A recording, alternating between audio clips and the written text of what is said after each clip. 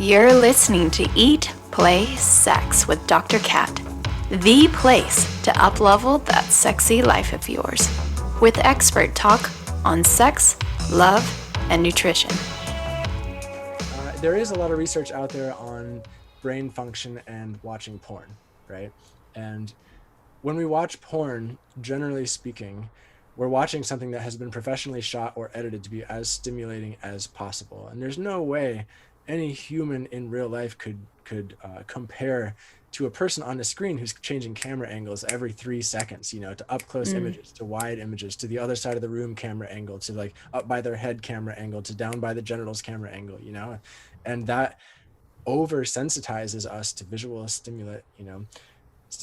And combine that with, when you take that into the world, or when you take that into your relationship, your baseline for stimulation is so high that you need something almost equally as high to like feel sexually normal in some way. At least I'm talking about right now sex with a partner, or even masturbation, right? You're not going to reach that same level of stimulation because you're not having those camera angles changing every few seconds.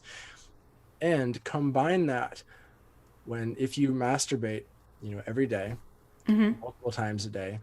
Again, the research out there is slowly growing, but it's kind of foggy. The way I like to think about it is that if we are talking from an evolutionary perspective, right? If you have a penis and you ejaculate, you're completing your mission as a member of the procreative species, right? You have perpetuated the species, you have impregnated somebody, you have done your biological duty to procreate, and it puts your system into this state of relaxation.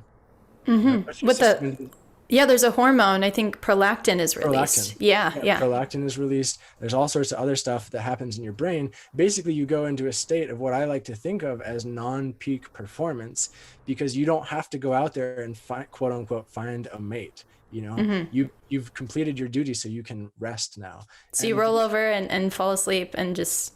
Yeah, you eat a sandwich, or you want to watch a movie or something like that, which is great sometimes. But if you're doing this every day, again, it's possibly not ideal for your lifestyle, and the impacts of these neurochemical changes have been shown to last for days, if not up to a week or two. Really? It's pretty wild. Wow, that's crazy. So if we're encouraging, you're saying the solution for that, or one of the solutions to that, is semen retention. Yes. Is that the same as not masturbating, or do you masturbate? But I don't know. Help me tie that together. Yeah, so that's an awesome question. So, okay, what is the solution to this?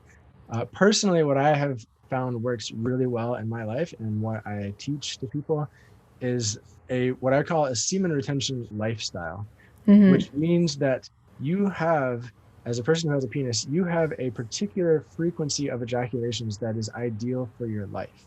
Maybe that's once every 7 days, maybe that's once every 10 days, every 12 days, every 20 days. And it's probably dependent on your age and your lifestyle and your exercise levels, and even the weather outside, or the seasons, and your diet, and all these different things come into play. And if you figure out your ideal ejaculation frequency, then you can have as much sex as you want in those days, and like reap the benefits of that. You reap the benefits of connection, of pleasure, of non-ejaculatory orgasms, of intimacy, of physical touch, and have those be like additive things to your life. And then ejaculate when it's ideal for your body and your brain, and then not go into this state of what some people call ejaculation hangover. Or hangover. I love that. Yes. Okay.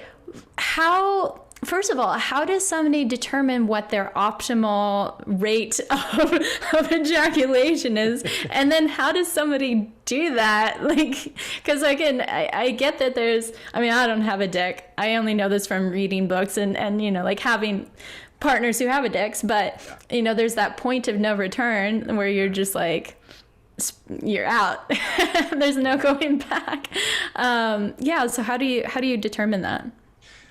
Practice and experimentation. Like, this is, so my main thing is I like combining esoteric wisdom from the past with current modern practical things.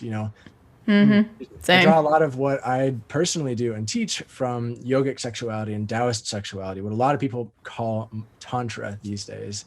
Um, and in those traditions, they see sex and being intentional with your sexuality as part of a holistic lifestyle practice, and it's worth investigating. And they say that if your sex life isn't in order, and if you haven't done some investigation and practice there, then it's probable that you're not living to the fullest extent that you're capable of. You're probably not giving your fullest gifts to the world, or being as successful as you would like to be. And so that's a little just encouragement for people to dive into this. If you've never really thought about this stuff before, like maybe take a moment and think about, like, hey, oh, does my sex life, do my sexual choices impact my entire life? Probably, possibly so. And then if so, do you want to experiment? Do you want to go for a 2-month period and literally, mark down the days in which you ejaculate and pay attention to your mental state afterwards. Pay attention to if you get in arguments with your partner in the day or two following that ejaculation. Pay attention to your clarity and your feelings of motivation and all this stuff. And over a couple month period of experimentation, eventually, with practices in there, eventually you're going to reach some sort of idea around this. And if you've ever heard of Montauk Chia, he wrote a book that most men who are going down this path have heard about. It's called The Multi-Orgasmic Man. And in the Taoist system, they have a framework based on your age, a certain amount of ideal days between ejaculations. And it's based on, if you're 20 years old, it's this many days. If it's 30 years old, and I don't remember the exact figure, but it does take some experimentation to get there. Personally, mine is somewhere around 10 to 12 days, and I like to have sex regularly, like much more often than once every 10 to 12 days, Yeah. And I find that if I ejaculate once every 10 to 12 days, I don't experience a drop in my motivation and excitement and drive to create new things in the world, and zest. And I can have like all the sex I want, and it's awesome. Lovers, thank you again for tuning in. If you enjoyed the show, hit subscribe and head over to eatplaysex.com to connect with me and grab my sexy guides.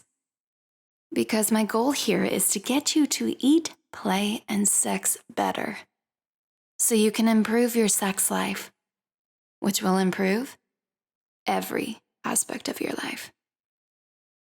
Until next time, keep it sexy.